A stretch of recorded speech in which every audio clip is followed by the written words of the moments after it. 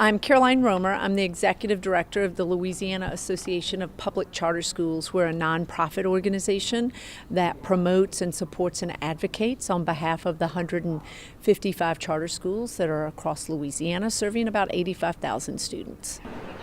This is our annual statewide charter school conference. It's our 11th one, and we have people from, again, around the state who are working with charter schools. Some people are on governing boards of charters, some are teachers, some are principals, some are parents, some are community organizations that work in support of those charters. But they come from around the state, and what we do today is learn. We share ideas, we share best practices, and we talk about what it means to try to move forward academically with the students we're serving. Charter schools are public schools. They're serving students kindergarten through 12th grade in our state, and all charter schools in Louisiana are operated or overseen by a nonprofit board.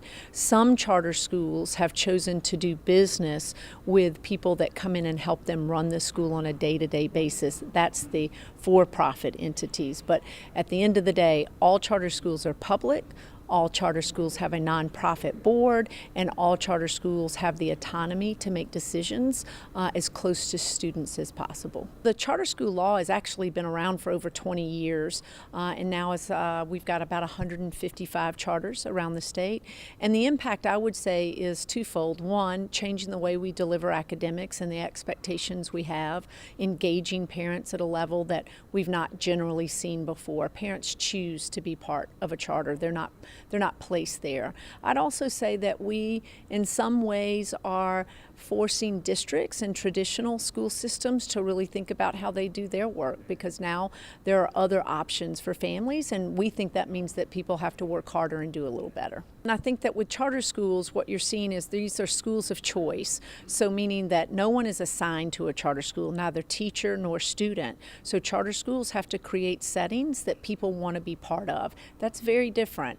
In traditional systems, you're placed based on where you live or what testing you do. That's not how it works for a charter school, and I think that's really important because it's driving the idea that parents should be empowered to make decisions about their students' education futures. We have several speakers that we're really excited about, and this first one I'm in particularly excited because I got to see Damon McDonald recently at one of our member schools, Collegiate Academies, had a gala celebrating their 10 years, I believe, and Damon spoke at that gala, and he stole my heart immediately just as a fellow ferocious advocate.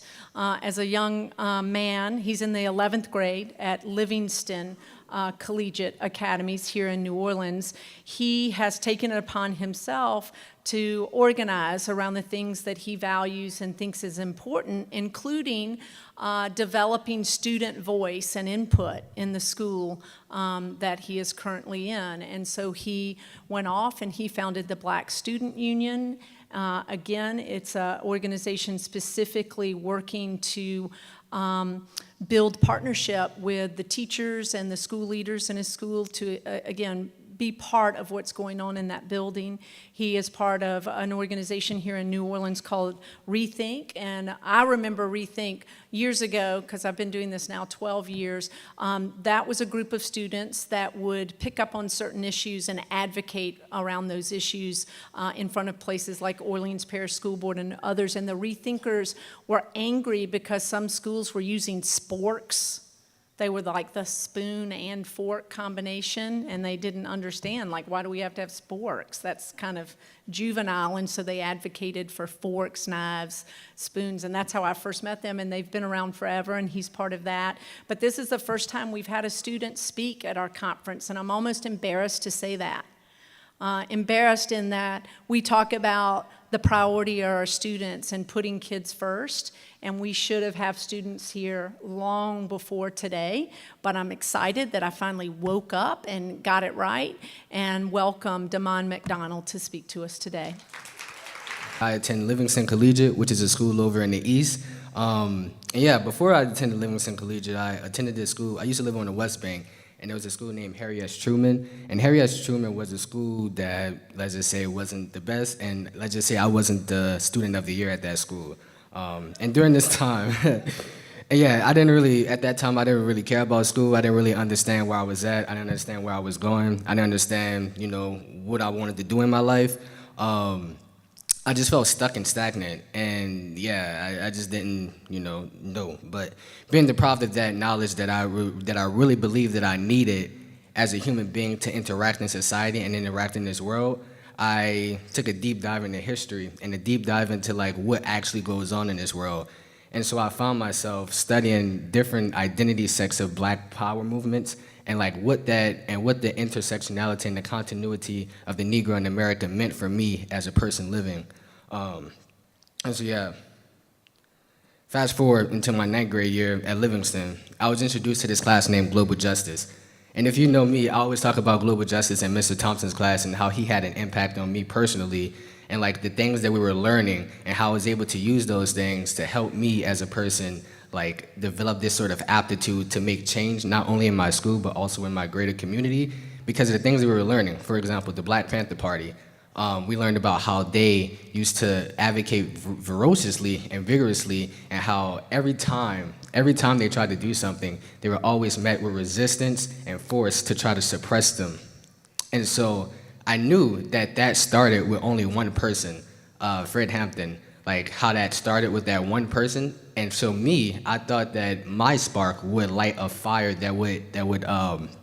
my spark would light a fire that would be unquenchable so that I can create that social change. And so I found myself starting Black Student Union. I found myself being a part of the Aspen X program. I found myself being on the Superintendent Student Advisory Council to find things to help me actually create that sort of change that I've been looking for and that I studied on my own in different past movements and stuff like that. And so yeah, and every step of the way, I always think about the impact that educators like yourselves had on me, like the teachers like Mr. Thompson or Ms. Gaddis that taught us that we as black people and we as students have the right to advocacy and the determination of our own knowledge and our own expertise because we are the holders of our own knowledge. Knowledge is neutral. Knowledge isn't something that we must look for in a teacher or something like that. Though everybody are the embodiment of their own knowledge, we ourselves are the experts of our own experiences, and therefore we deserve the self-determination to our own lives. And so I found myself, like I said, a part of the step of the way, finding that educators had a very important impact on my life. And so that's why I think that that I want to uplift teachers, and I want to uplift the points that they have given to me. So yeah, and I thank you all for being at this conference today. And I wanted to just share my piece on that. So yeah, have a great day. Have a good conference.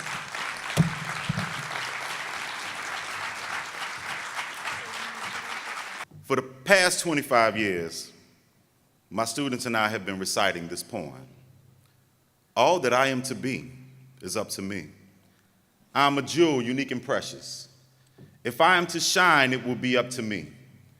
I'll do all that I can to be the best that I can in all the ways that I can, because all that I am to be is up to me. I understand that knowledge is power and no one can fail me but me. With an education, all things are possible. My dreams can become a reality. I'll shoot for the moon, and if I don't succeed, I recognize that he who never failed has never tried. Success, if it is to be, is up to me. I'll never allow my problems to become an excuse. If I can conceive an idea and believe it, I can achieve it. I cannot do everything, but I can do something. In all things, I'll do my best, because all that I am to be is up to me. My mother, a teacher, told me that before you can teach them, you have to inspire them. You have to believe in their ability, instill in them that they have a right to learn. Both my parents were teachers. I spent my entire childhood watching my parents plan lessons, check papers, attend workshops and conferences. I made the decision never to be a teacher. I actually majored in computer science. But when you think you have your life planned out, life throws you a curveball. I took my mother to visit a school and noticed children swinging from the light rafters. The next day, I changed my major.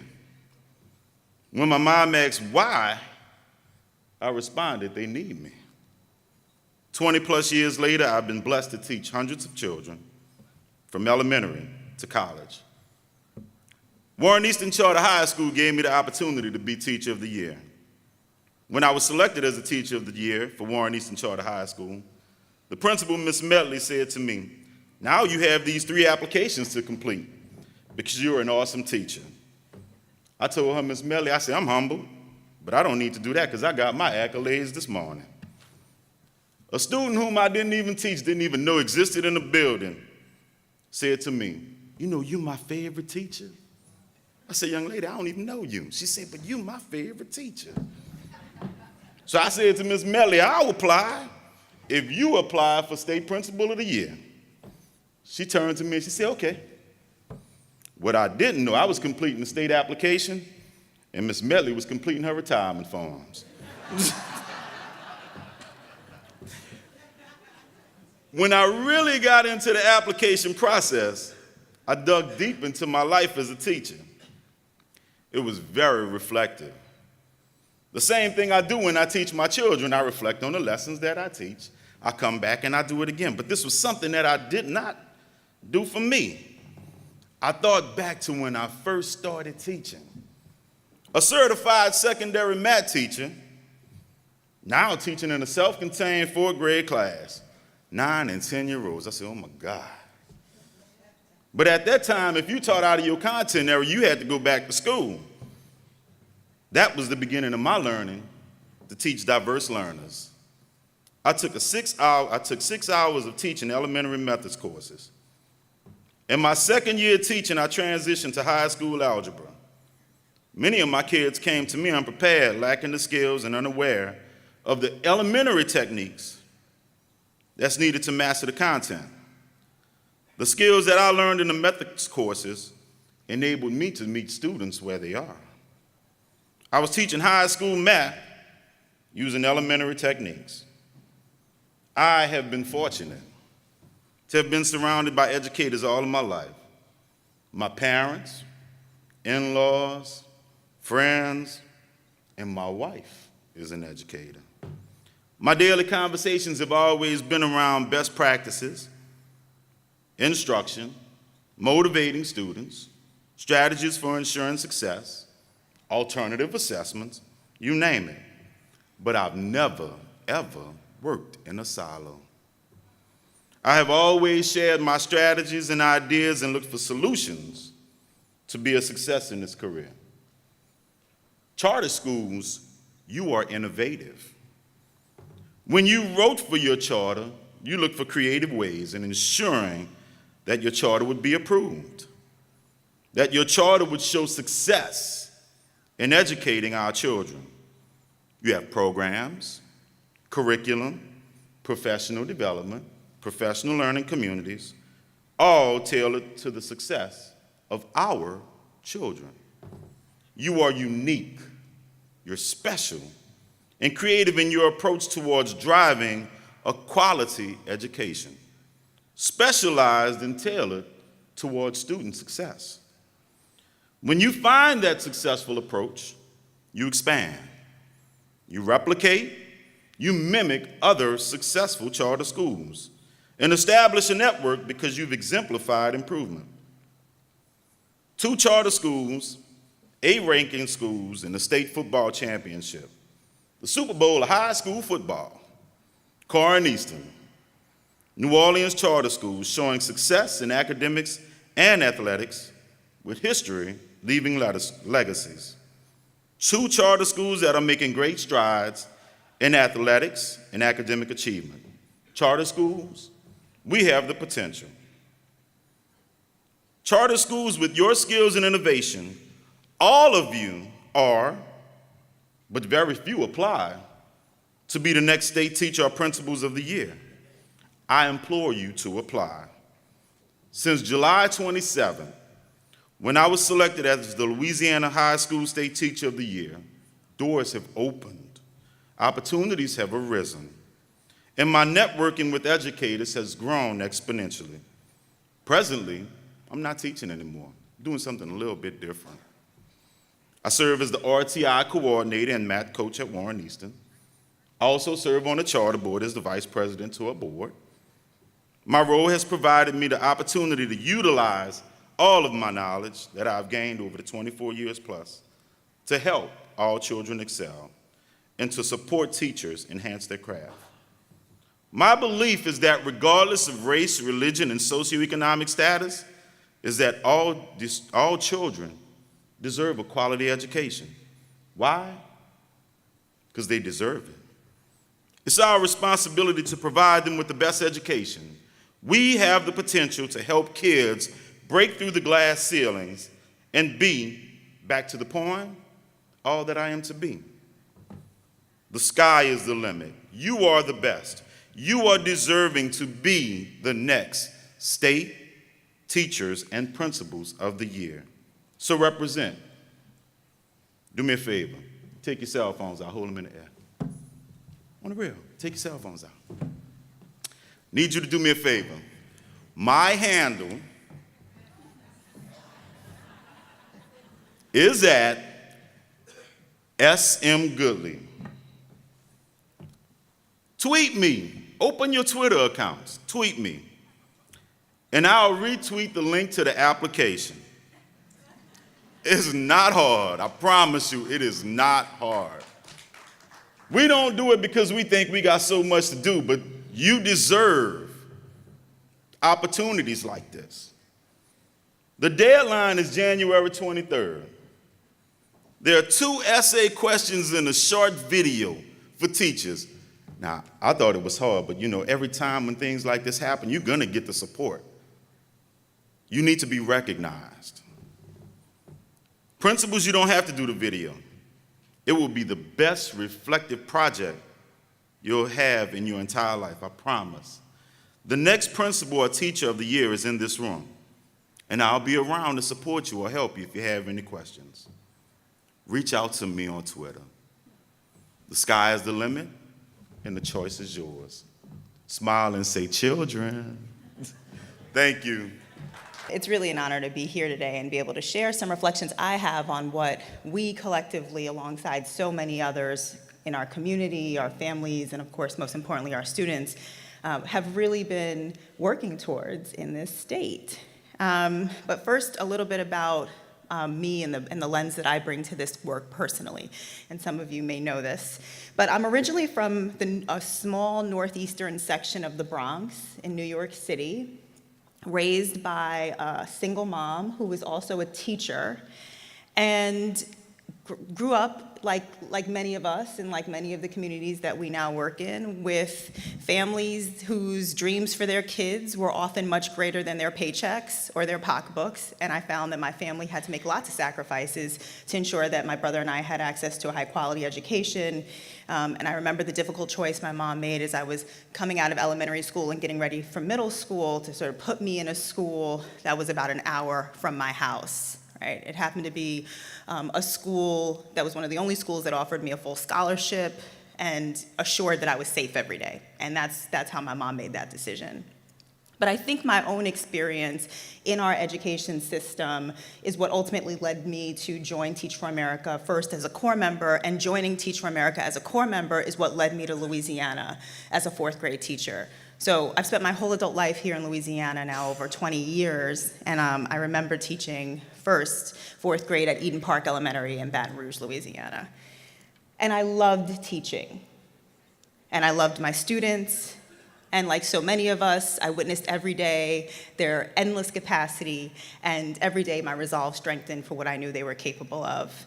And so when I started working with a handful of parents in my classroom that very first year to start this project that we were calling Project 100% College for every single kid in my 4th grade classroom, one of the ideas that we came up with was deciding to go visit high schools of excellence in Baton Rouge, because we were thinking, okay, well, first we have to inspire ourselves. We need to inspire our students and our kids to actually see what's possible in high school and inspire them to then want to go on to college, right? So we had a big parent meeting. I remember there was lots of energy. I was, 4 months into my first year teaching, so many of y'all know what that feels like. And we wrote this letter to my principal that was anchored in this vision that was like, we want to go visit schools of excellence right here in our own community because 100% of our kids are going to college.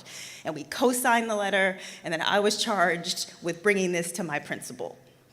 So I bring it to my principal, I schedule the meeting, and I share with her this letter, and I will never forget the look on her face as she read this letter to me, as she read the letter, looked up, and basically shared with me this chart that explained that at that time, our students were zoned to 2 high schools in Baton Rouge. There were no other choices. There were 2 schools they were zoned for based on their zip codes.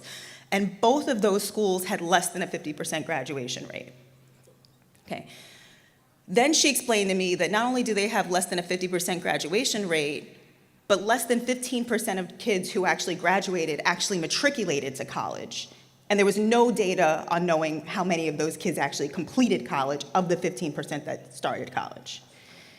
So she was basically sharing with me, you need to change your idea. You need to basically maybe go back to your parents and set some more realistic expectations, right? And she said that with a lot of pain, but that's what she really advised me to do. So the next day I go back to school, and I enter into my classroom, and I will never forget the feeling of looking out at my classroom, these bright, beautiful 27 fourth graders with their entire lives ahead of them, and trying to calculate what 15% looks like. At that, right around that exact same time, I remember reading the Times-Picayune and reading about Bridget Green, right? 70 miles from where I was teaching, many of us who are in New Orleans very familiar with Bridget's story that made the front page of our local newspaper, telling the story about a young woman who had basically done everything right in her entire academic career. There was extra credit assignments, she did it. Right? Her family was asked to show up at school, they did. Everything she was supposed to do, she did. And of course, that led her to be honored as that school's valedictorian. And while she was the valedictorian, it was also true that it took this young woman more than 4 attempts to successfully pass the graduate exit exam, to actually pass high school. And I remember thinking, how could this be true in our country? How could this be true in our state? And as a first-year teacher, it was the first time that I became aware of a broader system that was truly designed to work against the interest of my families and their children. But until that point, I guess I thought what most kids think, you could accomplish anything. It's me and it's my kids against the world. But that's when I realized there was a broader system at play. It also began my curiosity for starting to understand how systems do in fact change. And I think our story here in Louisiana is such a powerful example of progress towards the answer of how systems can change and start to work much better for families and children who actually expect them to work most for. A kid who cannot read by 3rd or 4th grade is what? About 80% more likely than their peers to drop out from high school. A student who drops out, stay off your cell phone. A student who drops out of high school is about 3 times more likely to be arrested beyond that moment. And a student who drops out of high school over the course of their lifetime is roughly 70% more likely. No, a student who drops out of high school, there's a 70% chance they will spend time in prison. So backwards design, we're educators, right? It doesn't start in high school. It doesn't start in middle school. It doesn't even start in elementary school. But you've got to be urgent today about literacy instruction in your elementary schools. If a kid can't read by 3rd or 4th grade, it's a problem. It's a real problem. So I want to tell you, and I want you to think about the fact that when it comes to that, you can't back down. I won't back down. We can't back down across this great state. So let's move on. Sometimes as educational leaders, we have problems that we have to face, and some of those we can and some of those we can't. And so I present to you The Gambler by Kenny Rogers. So The Gambler by Kenny Rogers goes, you've got to know when to hold them and know what? Know when to fold them. Know when to walk away and even know when to run. So I share this with you because if you have this notion that you can stay in your space forever and do this work within your organization or school forever, you're wrong. You're absolutely wrong. That's not most likely what's going to happen. Your time in this space is limited. Without profanity, I should never unpack my boxes in Jefferson Parish. I should never put a picture up in my office because time is so short. This I know the time will come for all of us to move on and do other things. The trick is to figure that out before other people figure that out for you. Know when to hold them, know when to fold them. To me, you have two options. During your time, in your space, you have two options. You can work to appease people, or you can work to improve your system. Those are your options. Work to appease or work to improve. And I choose option 2. If you realize there's a time and place for all things, as all educators should, it should give you a level of comfort in your discomfort. It should provide you the intensity to get things done. And personally, I believe we were all called to be here today, and I believe you're called to be in your place, in your position for this time. And I want to encourage you to be urgent in your work and think through what your legacy will be. So my time is short, and in closing, and because we're in the holiday season, I want to bring to the forefront, I saw Mommy kissing Santa Claus. So I simply share this as professional advice to each of you as you move from here. I've had the opportunity to do many investigations as an administrator, and there are two main things that get educators in trouble: finance and romance. So I encourage caution with both. I could have given saucy adjectives to describe both of those, but I'll stay reserved. Look, I'm simply, as I share with this with you, I'm simply trying to avoid you going down in a blaze of glory. By Bon Jovi. Thank you. So look, guys, I am super optimistic about the future of education in Louisiana. I'm more optimistic every single day. I think that we're doing great things, not only in Jefferson Parish, but my colleagues around the state, both within traditional systems, within charter organizations. I think we have a focus on education unlike ever before. I think that there's currency taking place, even in the legislature, behind Birth to 4. I think that we have people and think tanks thinking through what happens after kids get out of our high schools and how can they be successful in their adult life. I think that there's just a lot of exciting stuff happening right now. And so throughout the history of this country, I think that we will find that we are in a time period that could be known as really for what took place with education. And so just leave here fired up and leave here excited and leave here serious about the work that you have to do, because we have to do the work and we have to do it well. And I think that you will, because I know many of you in the room and our kids can't wait. We have to be urgent. And I believe the best is yet to come for education in Louisiana. God bless each one of you. Innovation is specifically written out in charter law to talk about how can we deliver on education differently and then share those ideas out. And so for charter schools, again, they have full control over their curriculums, their schedules, their budgets. They are making decisions inside a building versus doing it at a elected school board level. And we think, again, by pushing decisions as close to kids as possible, removing some of the politics and giving school leaders, teachers the power to make those decisions, we think that's a great innovation that's changing the outcomes for kids academically. A charter school, there's a lot of misinformation about charters, and again, they are public schools, and because they are public schools, we participate in all of the same high-stakes testing and things that you see in a traditional school system. The difference is a charter means you have a contract, and your contract is either with your school board or the State Board of Education. And inside that contract, you have certain promises you've made about academics, about finance, about legal things. And if you don't meet those standards in a certain amount of time, you can lose the privilege to serve students through that school. A set if you want, or you can move up to where there is a Our seminar deals with bringing a diversity, equity, and inclusion lens into the charter school boardroom. Simply put, equity is removing all predictability of who succeeds in an environment or in a situation. So it's not based on any identity. Men do really well, young people do really well. It's everyone has an equal opportunity at success. Most charter schools across the country are leveraged as a tool to level the playing system, to be able to bring support and success to students who are marginalized and aren't traditionally served by our school system. And so charter schools in and of themselves are used as a way of promoting equity, but also in the classroom being able to give different kinds of models, different kinds of supports for kids who need it most so that they can be successful as well. Equity matters to kids and families, even those kids and families that aren't actually in a situation.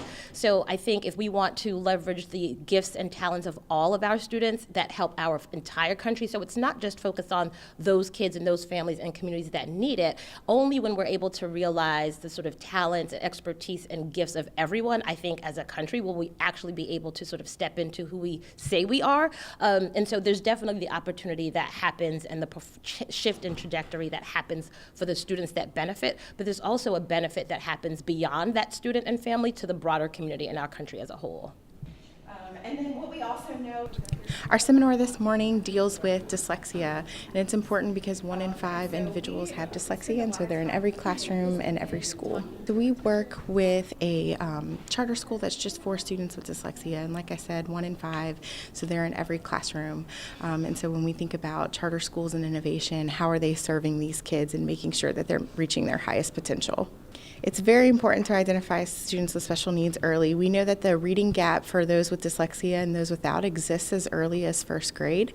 And so we know that identifying them early and getting them the evidence-based instruction they need is going to prepare them for life success. One of our sister organization is Louisiana Key Academy, which is a charter school that services the 1 in 5 children with dyslexia in Baton Rouge and the surrounding areas. And so what we're able to do in that setting is tailor everything specifically to the dyslexic child.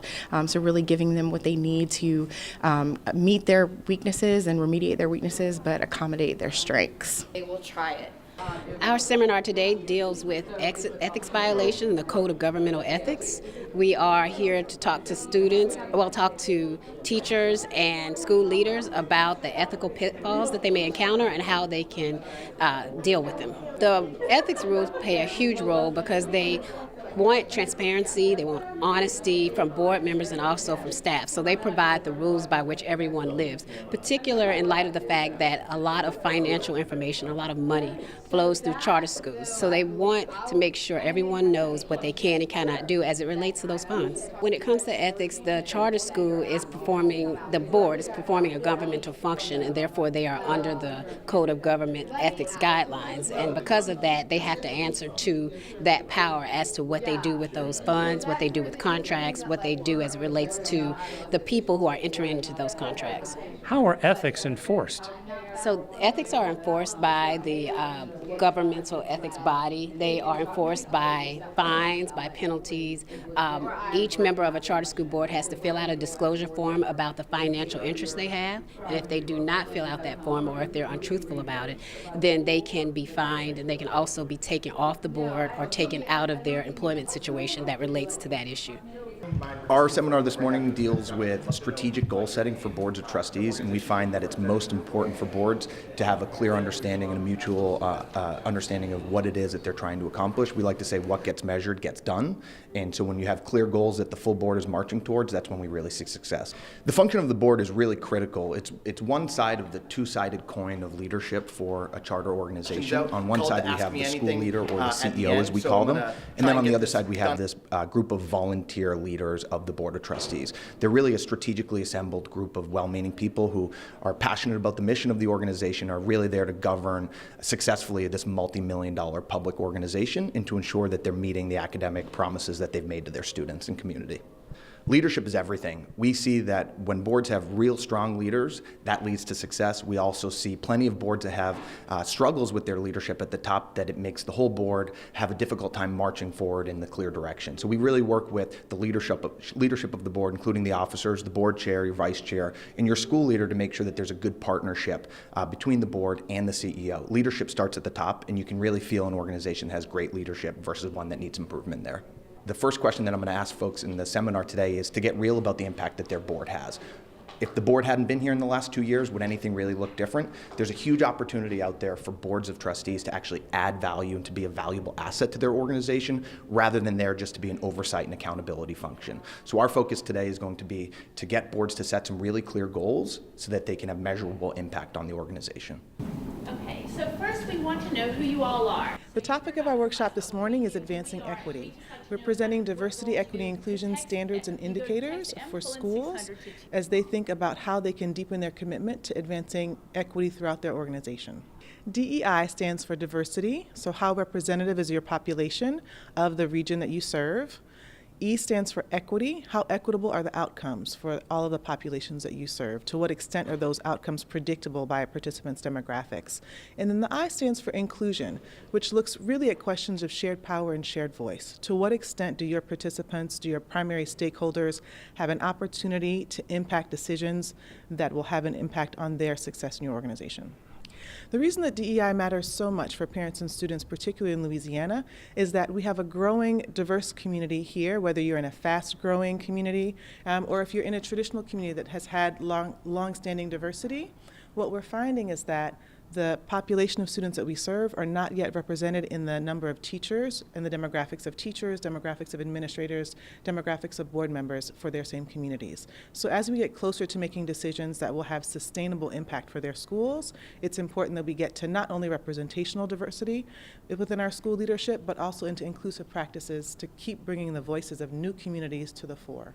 I think that one of the big pieces for charter schools is not only this choice piece and what we're actually doing in school buildings, but as a voice at the legislature and in front of the State Board of Education, charter schools talk a lot about equity, and equity meaning giving all children equal access to high quality seats, having dollars follow not just the student, but having dollars follow the needs of students. So we're building out, I think, a different type of conversation that is really rooted in very high expectations and high standards for all students. The difference in teaching in a public school and a charter school is public schools you are actually given guidelines and rules and specific deadlines, and in a charter school you do have that flexibility and you do have the options of doing your research and kind of going out on your own. We made amazing progress. We took over a school that had been failing for years. Our first year we were an F school, and this past year we had the highest SPS growth in the state and moved from an F to a C. I had a daughter who was in a charter school, and now she's at University of Louisiana Lafayette, and she's doing excellent. So I would recommend charter schools to anyone. Charter schools are great because they're bringing competition to schools. I think that's huge.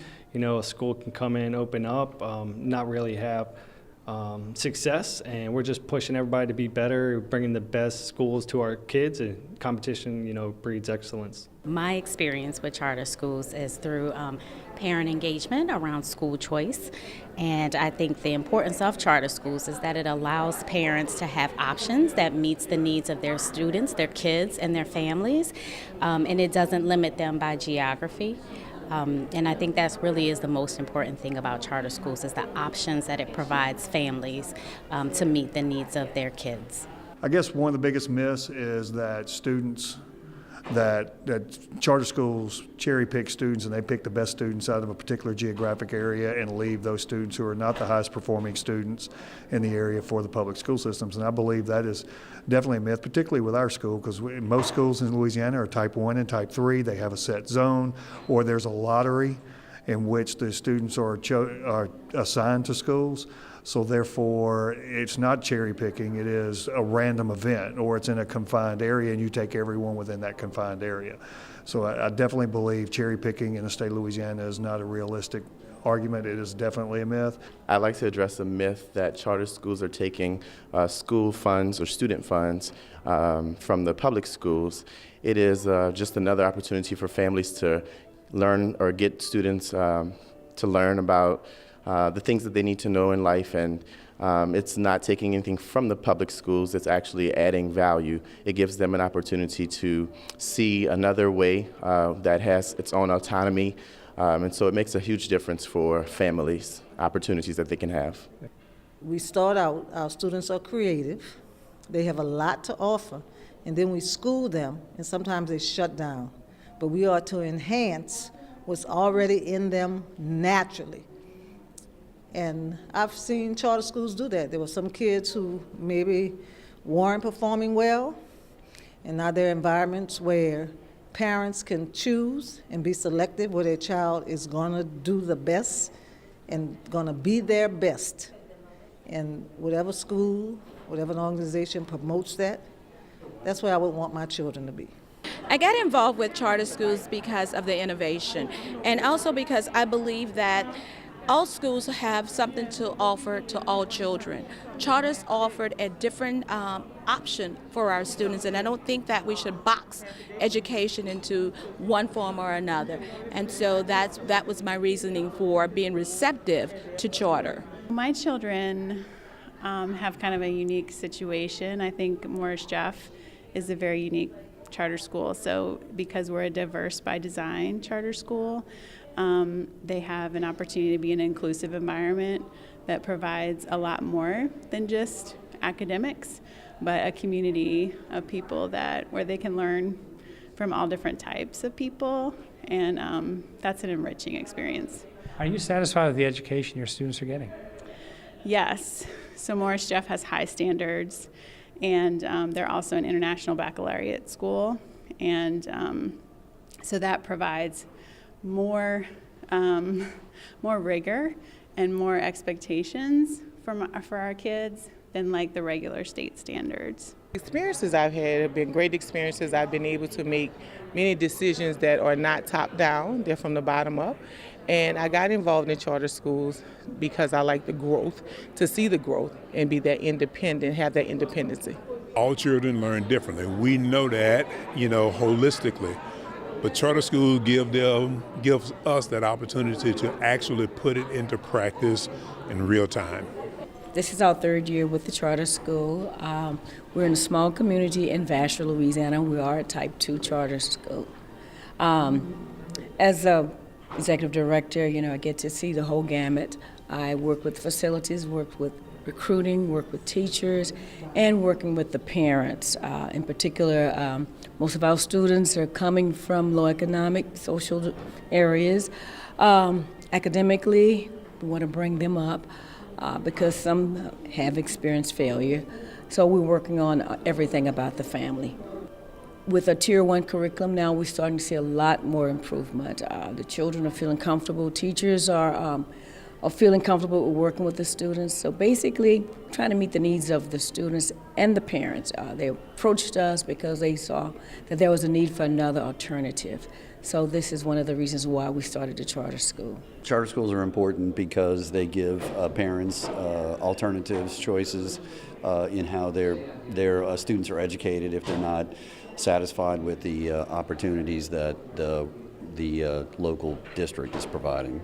I've been involved in charter schools for over 20 years, and it's been a wonderful journey. I was involved early on at the onset when they only had a few charter schools in Louisiana, and have subsequently worked with at least 4 or 5 management companies over the 20-year period to establish schools in Louisiana. And it's just been a wonderful experience because what we do is we give to children who otherwise would not have an opportunity, we give them options. And so it's been a great experience, and I think Louisiana, particularly in New Orleans, has been sort of the forerunner for options in the country. So other states are really starting to look at Louisiana and how we do things, particularly as it relates to education reform and charter schools, and they're modeling their governance and also the authorization process and a number of their schools after Louisiana.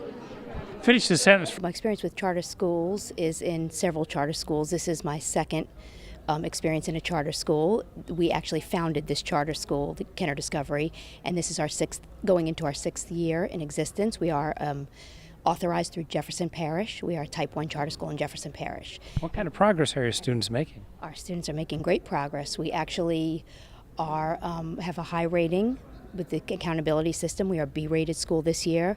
Previously, we were a A-rated school for 3 years in a row. It's important that families have choice with their educational institutions. We want to have great schools with a proven track record of academic success.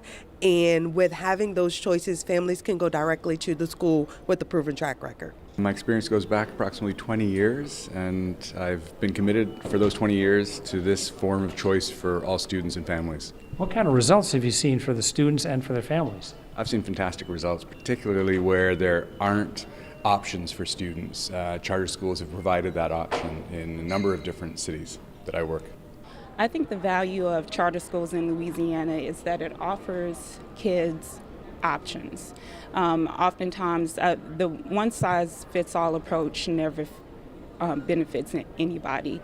So I believe that it's very important that kids have options and parents have options so that they can make decisions in the best interest of their kids. My son was accepted to the charter school, and my whole goal originally to get into education was to have the same schedule as my kids. I thought that would be important, and I started out at the charter school. At the time it was a K through 8 with no high school, and about mid-year we said, what are we going to do with these kids when they finish 8th grade? So we started lobbying in Baton Rouge to add a high school to our charter school, and so at that time the executive director and I were the only two that had any high school experience, so I got thrown into the mix of trying to create a high school. Tell us about the educational accomplishments of your child. As a parent, are you satisfied? Oh, definitely, yes. We are the only A school in our district. We basically have a motto that our children will catch up, keep up, and move up. And we hold true to that because we have lots of small group instruction. We consistently reteach children if there are skills that they are missing, because we need to make sure those gaps are closed so they're ready for new learning. We have 2 instructors in the classroom so that this can happen. We have a teacher, and then we have a teacher assistant. So our kids are making great progress and great strides. One of our schools is a C school. The other school, both schools had this and from the spring test, A in growth, both of them in progress growth. So for sure, without a doubt, based on Louisiana standards, we are growing students. Because like I said, both of them had an A in progress points as far as growth. Charter schools are very important to offering real choices in our educational system and providing opportunities that don't currently exist in the public school system. Tell us, are you satisfied with the education that the students are receiving at your charter school?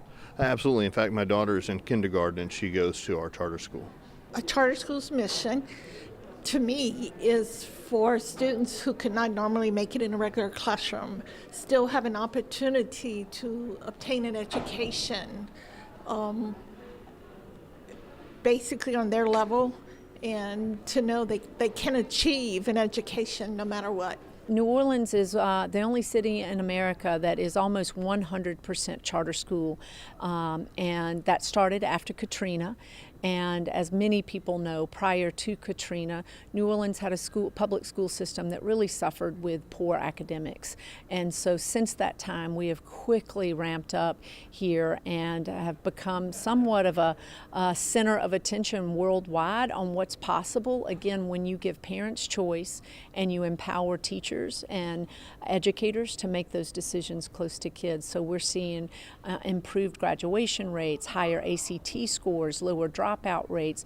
The district right now has a letter grade of a C. It's not where we want to be ultimately, but we have come an extremely long way where I think a lot of parents now feel proud and comfortable that they can participate in the public school system here in Orleans. That old saying about why do people rob banks, because that's what the money is. Well, if you're interested in children, you're in New Orleans. The charter schools are where almost all of the children are. So that was the first reason. The second, in order to help with the kids and quality schools. The second reason is because, with my own experience with the New Orleans public schools, where I retired after 34 years, was the problems where the bureaucracy frequently held back the progress of the schools and being able to serve the children. And I looked forward to working with charter schools so that we could, without all of that bureaucracy, could make decisions closer to the children. So Baton Rouge is our second largest concentration of charters in the state. They too have had Recovery School District there, but the district has also been authorizing charters for years there.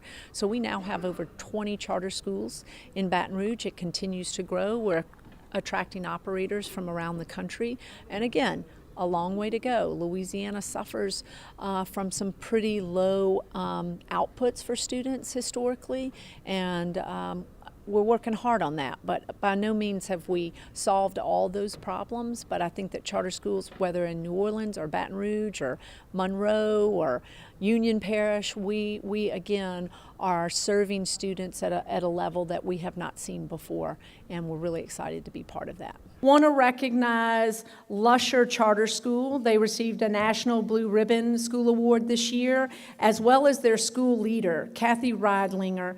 Kathy Reidlinger received the Lifetime Leadership Award presented by the Secretary of Education. It's a really special award that recognizes people that have dedicated their careers to improving outcomes for students. And Kathy has been, frankly, a longtime mentor for me. She has been there. We've not always agreed on everything, but whenever I've called Kathy, she has always been there to help me, whether it's through things related to our schools or even on a personal note with my own child. So I don't think Kathy's here today, but wanted to make sure to give a shout out to Kathy and Lusher for that work.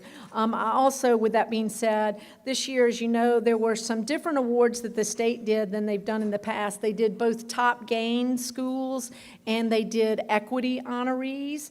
And we had, I think, 15 charter schools that were on both of those lists. So bear with me because I do want to recognize them because that's a really special achievement that you are getting it done with all the students in your building. And not everybody is doing that well. Alice Hart, Audubon Charter, Avoyelles Public Charter, Bayou Community Academy, Belle Chase Academy, Benjamin Franklin High School, Darbone Woods, Edna Carr, Harriet Tubman, International School of Louisiana, KIPP Renaissance, LA School for Ag Science, Lake Forest Elementary, Lusher Charter School, and Lycée Français. If I left anyone out, I apologize. I don't think I did, but a huge shout out to those schools. I hope this list doubles next year.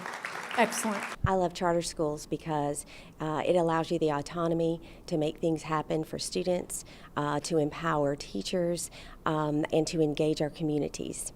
I love charter schools because I see them making a huge difference in the community. Again, I don't think that it takes away from what has already been, but I think that it provides an opportunity for growth and expansion in ways that were not seen before.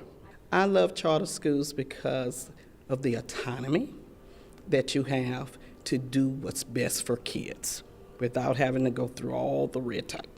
I love charter schools because they provide new opportunities for Louisiana's children to have a better life. I love charter schools because of the ability to do what needs to be done. There's not a lot of bureaucracy as far as when the child needs something, we can make it happen. I love charter schools because they're able to serve the children, work towards providing quality education without all being encumbered with all of the bureaucracy that comes from a large system. I love charter schools because they give parents options, and oftentimes options that aren't always traditionally found in public schools. I love charter schools because it gives children who otherwise would not have an option to get a better and a more quality education. I love charter schools because it's public education with a serious targeted mission, and it's innovative, and it has autonomy. I love charter. I love charter schools because they give individual attention and meet individual needs of families and parents throughout the regions that they support. I love charter schools because they give parents another option, along with students, a chance to improve and to grow, and you can see individual spurts in each one of these children. I love charter schools because they prove the promise of public education. I love charter schools because They give me an open experience as well as a realm of decision-making strategies to make sure that our children are growing quickly. I love charter schools because there's so many choices for individual kids that they can get the environment that they need to be able to be the best citizen that they can be. I love charter schools because of the innovation that's allowed in charter schools. I love charter schools because it's on the move of really meeting the needs of our learners today. And that's why I love charter schools. I love charter schools because it puts power directly in the hands of the people that are served by the schools, whether it's from governance, whether it's from families choosing the schools with their feet, whether it's from students who are elevating their voice in student government and student leadership. Charter schools give an opportunity for a community to say, we are designing education for the needs that meet our students the best. K-12 education for the last 10 years has been a very hot topic. Too often it is us against them, whoever us is and whoever them is. But when we come together as a conference, it's really nice to be with people who are committed to putting kids first and who share in the excitement of what Louisiana is doing educationally. I love charter schools because they provide a more individualized education opportunity for kids. I love charter schools because they give us a rainbow of opportunities and experience. It's not one size fits all. In a community, parents, teachers can come together and decide what they think their community needs, and they can make it happen. I love charter schools because they are innovative and they provide services to families that they might not otherwise be able to have. I love charter schools because I believe in school choice. I believe in the ability of a parent to choose what's best for their students and their children. I believe that charter schools provide an opportunity for us to get it right as it relates to what children need, what children's needs are, and what we can do to provide them the best education. I love charter schools because education is everything for me, especially public education. And charter schools are really making a difference across the entire country by providing new and innovative learning opportunities for students. I think we've realized now in the 21st century that not all learners learn the exact same ways, and charter schools are really moving the needle forward and providing new opportunities that we're actually seeing results for students who otherwise might not have great opportunities, whether it's from their background, the neighborhood that they grew up in. We really want to make sure that every student has access to a strong, public, affordable education, and charter schools are really moving the needle forward quickly in this regard. I love charter schools because they give parents options. LAPCS, Louisiana Association of Public Charter Schools, has a website, www.lacharterschools.org. Lots of information and resources on that website.